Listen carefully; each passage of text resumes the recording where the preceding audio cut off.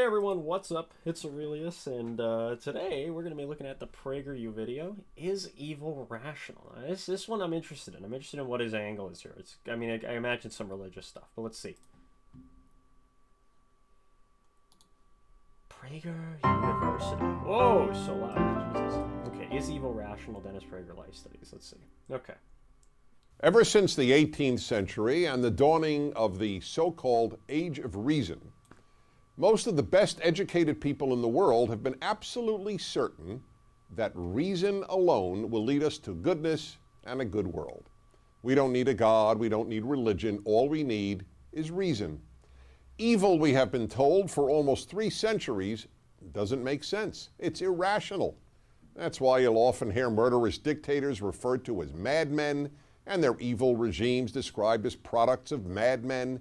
In other words, the very opposite of rational men. Stalin was irrational, Pol Pot was a madman, Mao's genocidal cultural revolution in which he directed the killing of 50 to 75 million Chinese in peacetime, no less. Why do people say this? No, Mao is terrible, the Cultural Revolution was terrible, the Great Leap Forward was a fucking disaster, all this stuff, right? But why do you enable the lines of, like, tankies and people who would defend Mao by saying it like that? You don't, like...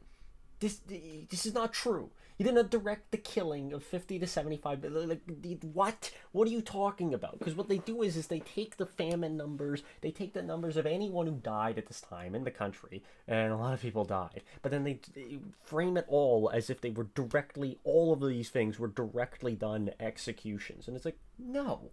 Why are you enabling the people who would defend Mao or whatever by lying about what he did?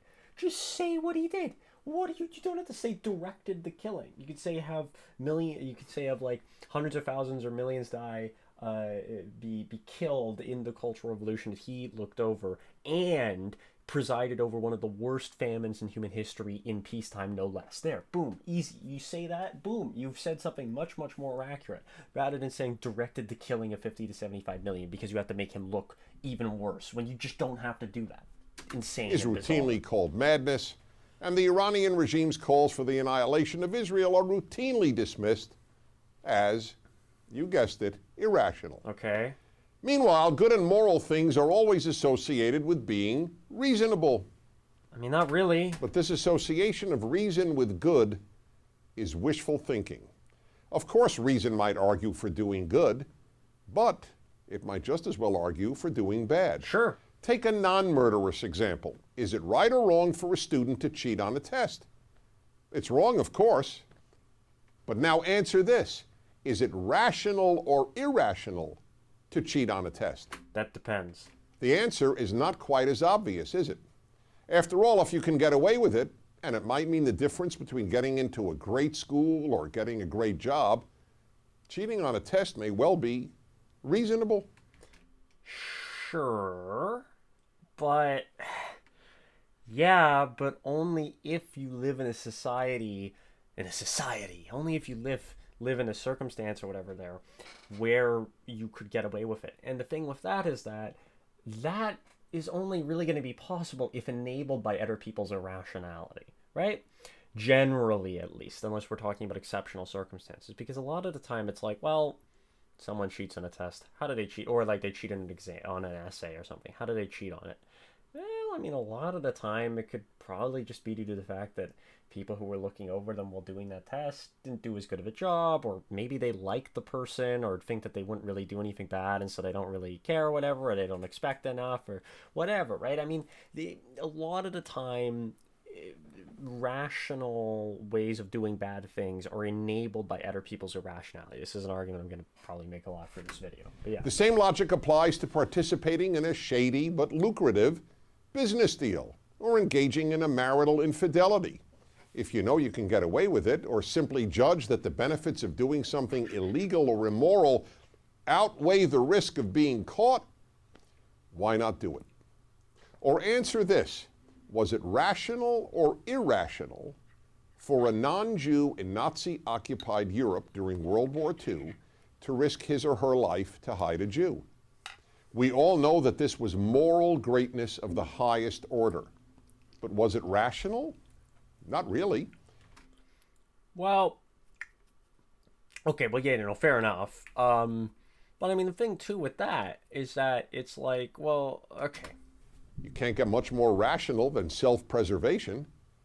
Moreover, in all the studies I have read of non-Jewish rescuers of Jews during the Holocaust, and I have read many, I have never read of any rescuers who said that they did what they did because it was the reasonable or rational thing to do. Not one.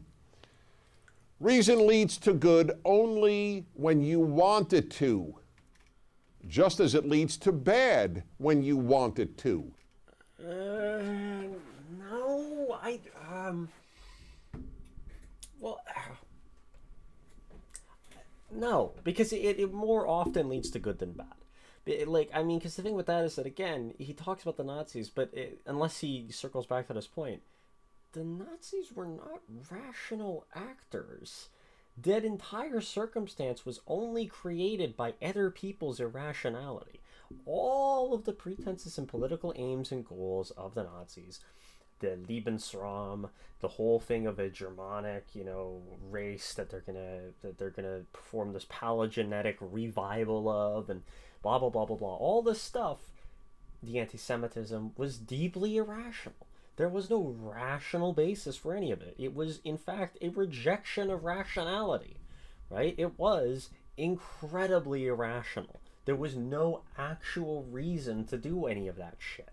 None of it made any sense, and it would have been much better for Germany if they had just, done a kind of peaceful path of economic development, Perhaps maybe you could argue a more moderate expansionist policy might have worked in the aftermath of like in that kind of like environment in a post Versailles Europe or whatever in the 30s. Like, I don't know, maybe if a softer nationalist party had got in, they might have been able to still do something like the unification with Austria or something.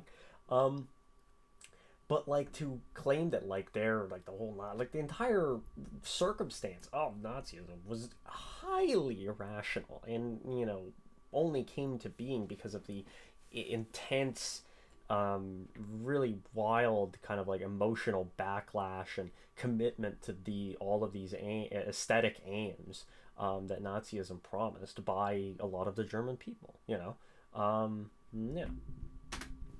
Reason is just a tool. It is no more intrinsically moral than a knife. I mean, sure. A knife can be used to murder or to torture people, but in the hands of a surgeon, it can be used to save lives. If you want to preserve liberty... Yeah, and that's the thing. It's used a lot more for good than bad. Then it is rational to fight and risk your life on its behalf. And if you want to maintain a fascist or a communist or an Islamist dictatorship, then it's equally rational to risk your life on its behalf. But the goal of those systems isn't rational. It's not rational to want to maintain it. If you're the pretense of that being rational only works if you're saying that the goal is rational. The goal there is not rational. It doesn't make any sense, particularly with Nazism. It's like, well, what do you gain from that? Nothing. Just because you want it, sure, but you're granting that the pretense is rational. Otherwise, the action to do it might be it might be rational of doing it, but it's not rational if the goal isn't rational.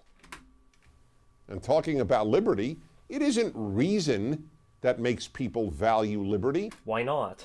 Many rational people value security, or order, or territory, or theocracy, or many other things much more than they value liberty. But those aren't rational goals.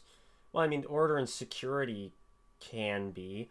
Territory could be if you directly benefit from the territory, but the vast majority of people don't benefit from the acquisition of new territory. The rulers do. If you were some random, person in Germany in the 30s and whatever, you weren't the great beneficiary of all this acquisition of new territory. It is not true. Theocracy, completely irrational. What are you talking? It's a completely irrational goal. Well, I guess not if you like, Reason can lead people to all kinds of conclusions. For example, asked if he would kill a disabled baby, a distinguished professor of philosophy at Princeton University responded, quote, "Yes, if that was in the best interests of the baby and of the family as a whole." Okay. Unquote. Can you offer a purely rational reason why the professor is wrong? No. So what? He's not wrong necessarily. What if they were gonna?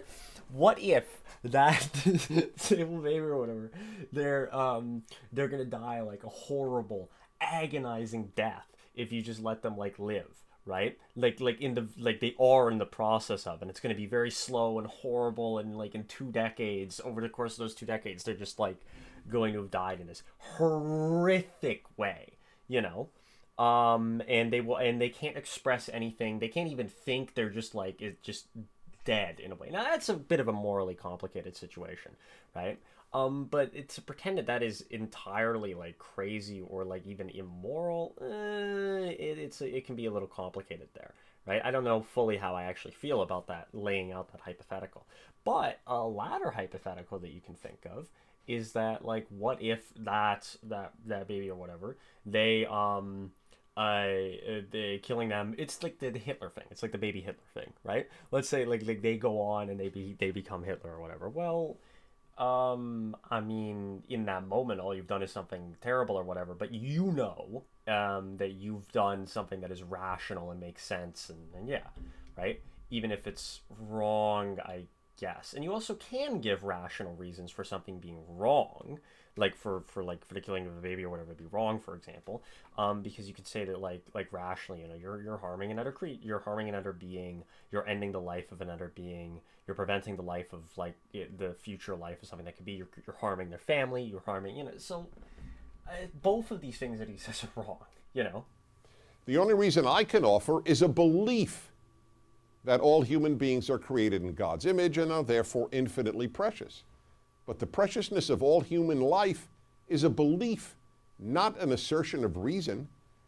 The Greeks, the founders of Western reason, thought it quite reasonable to leave sickly babies to die of exposure. The baby would just be a burden on the parents and the state. It was faith-based Jerusalem, the other parent of Western civilization, not reason-based Athens, that taught the world to keep sickly babies alive. I would love some kind of citation on that point. So the next time you read of some terrible crime or some terrible regime, please don't dismiss it as irrational or mad. Call it for what it is: evil. Why not both? I'm Dennis Prager. What? What? Would you like to... He doesn't even substantiate the points that he makes either. Oh god, I'm curious what the comments are like here.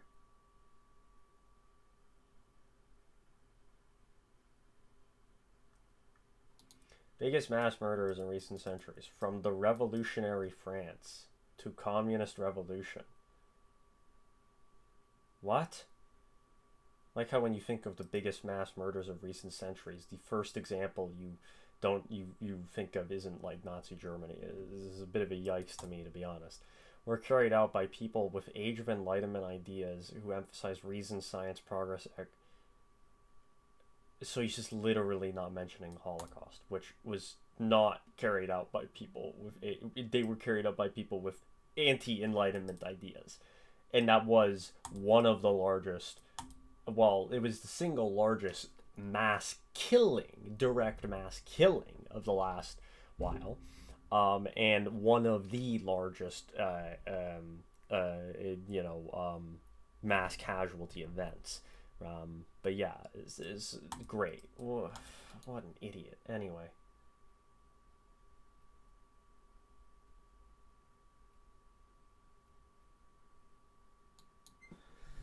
Consider it a very disturbing story of Anders Breivik and a Norwegian court's decision that he was sane after murder. Oh my god. Yes, that doesn't mean that his decision was... Oh my god. Oh my god. Just because he was sane doesn't mean that he didn't do something deeply irrational. Those are not incompatible. You can be perfectly sane and do something completely irrational due to things you believe, things you whatever, as Enver's Breivik did. In his mind, what he was doing was like, and this was a proposition he arrived at for whatever reasons. What he was doing was he was saving Western civilization or some, disgusting, dumb BS, right? He wasn't insane, right? But that doesn't mean that he was rational either. Like, his actions were rational, and that the reasons he was doing what he was doing was rational, right? Or made sense in reality. They can make sense internally, but they can still be irrational in general. God. It's taking a very narrow view of reason here, weighing the chance of getting caught against the benefits of getting away with something in the short term is not the be-all, end-all of reason. Yeah, that's true also. This is very interesting. Subscribed. God. Nope.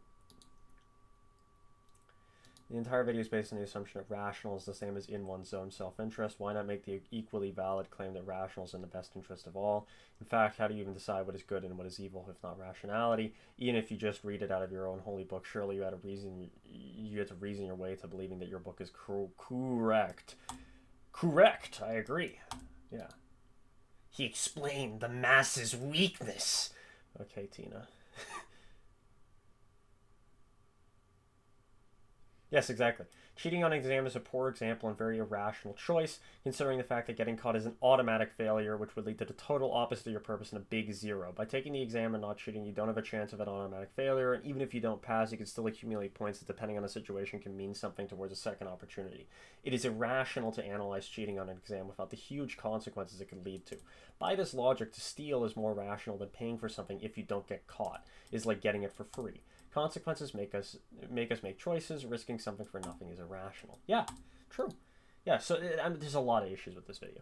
That was interesting, though. And that was my first crack at trying to, dissect something morally. I wonder if I did an okay job. I think that maybe with the baby thing, I might have gone a bit into the weeds there, and I wonder what people think of that. Wonder what I even think about that. Maybe I'll watch it later. Anyway, but this was me, as Aurelius, and today we went over that video by PragerU, Is Evil Rational? And yeah, so if you liked the video, like and subscribe, all that, and yeah, have a good one. Bye-bye.